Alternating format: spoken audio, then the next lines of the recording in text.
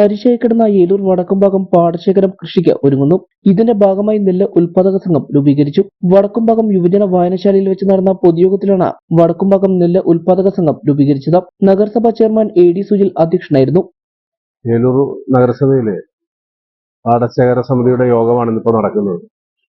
നമ്മുടെ തരിച്ചിട്ട പാടങ്ങൾ അവിടെ കൃഷി നടത്തുന്നതിന് വേണ്ടി കൃഷി വകുപ്പിന്റെ നേതൃത്വത്തിൽ കൃഷി ഓഫീസർ ഉൾപ്പെടെ അവിടെ നേതൃത്വം കൊടുത്തുകൊണ്ട് നടത്തുന്ന ഒരു പരിപാടിയാണ്. തീർച്ചയായും ഉള്ള ജനങ്ങളുടെ നല്ല രീതിയിലുള്ള ഒരു സഹകരണം ഇതിനകത്തുണ്ട്.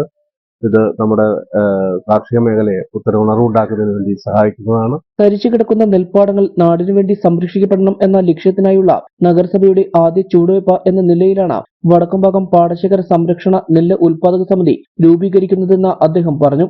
പാടശേഖര സമിതി പ്രസിഡന്റായി MM ജെയിംസിനെയും സെക്രട്ടറിയായി ഫ്രാൻസിസിനെയും ട്രഷററായി PT ഷാജിയെയും വൈസ് പ്രസിഡന്റായി സോണിയ എന്നിവരെയും തിരഞ്ഞെടുത്തു.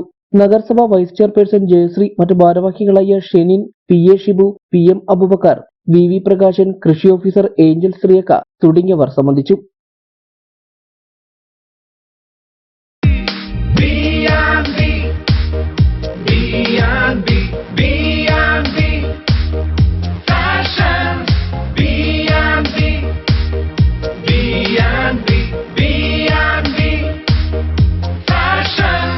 B&B Fashions and Footwears, St. Anthony's ചാപ്പലിന് സമീപം പൂപ്പാനി റോഡ്, ഐമുറിക്കവല.